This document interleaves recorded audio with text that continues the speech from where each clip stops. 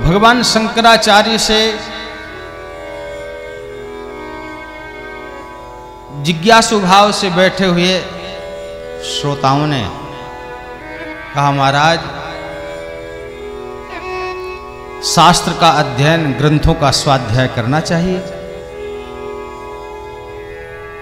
तो बोले सदग्रंथों का अध्ययन करना, स्वाध्याय करना जरूरी है, लेकिन यह ध्यान बना रहे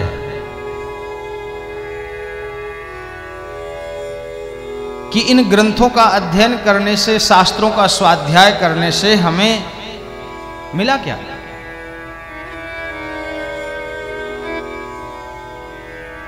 जरूरी नहीं है कि बहुत अध्ययन करने वाला, बहुत स्वाध्याय करने वाला ही ज्ञानी है। अरे ज्ञान तो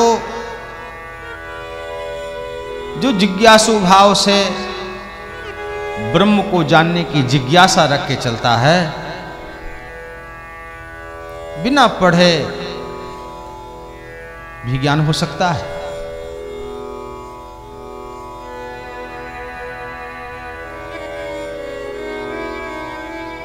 ज्ञानी हृदय में ब्रह्म का अनुभव करता है, भक्त भगवान को आंखों से देखना चाहता है।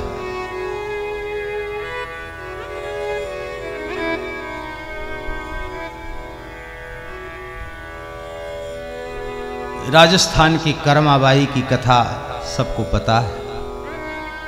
बहुत पढ़ी लिखी नहीं थी, बहुत ज़्यादा स्वाध्याय नहीं किया था, घर में रहती थी, जीवनचर्या सामान्य थी। पिता ने कहा, बेटी मैं बाहर जा रहा हूं, तुम ठाकुर जी की सेवा कर लेना। सेवा करने लगी, भगवान को नहलाया धुलाया, कपड़े पहनाए, खिचड़ा बनाकर अर्पित किया।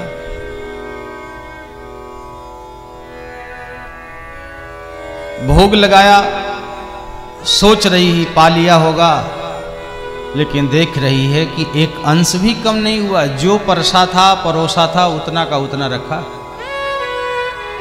तो भगवान से बातें करने लगी, हे कृष्ण, हे कन्हैया, क्या कोई कमी रह गई सेवा में? सेवा तो पिताजी करते थे, पर वो है नहीं। क्या मेरी सेवा आपको अच्छी नहीं लगी? देख कानुड़ा, अगर तू आज ये खिचड़ा पालेगा ना, तो कल मैं तेरे लिए राबड़ी बनाऊंगी, मिष्ठान बनाऊंगी, कुछ अच्छा बनाऊंगी। कोई जरूरी नहीं है कि नित्य स्वादिष्ट पदार्थ ही मिले जीवन में।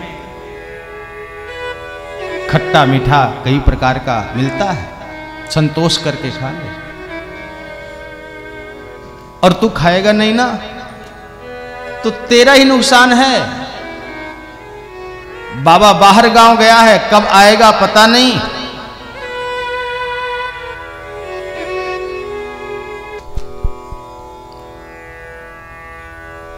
तुलसी दल भी डाल दिया है, पर्दा भी लगा लिया है, घंटी भी बजा रही है, भोग लग जाए इसके सारे उपाय कर रही है, पर कुछ भी नहीं कम हुआ। भोग नहीं लगा, संतुष्ट नहीं करमाबाई। करमाबाई भाव से भरकर बड़े ही आत्मबल और विश्वास के साथ कह रही है कि देख कन्हैया, अगर तूने न खाया तो मैं भी नहीं खाऊंगी, मैं भी भूखी रहूंगी।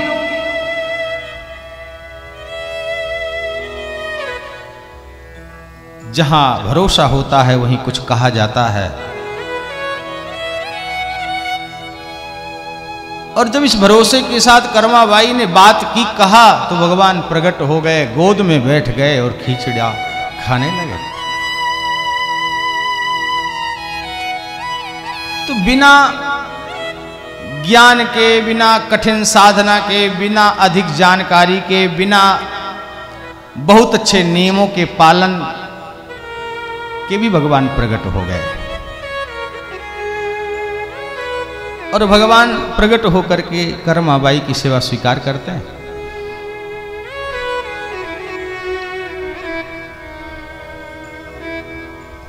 तो भगवान शंकराचार्य कहते हैं,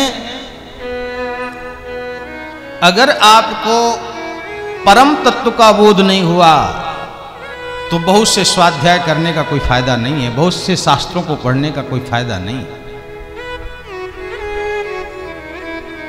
विज्ञाते परे तत्वे शास्त्राधीतिस्तु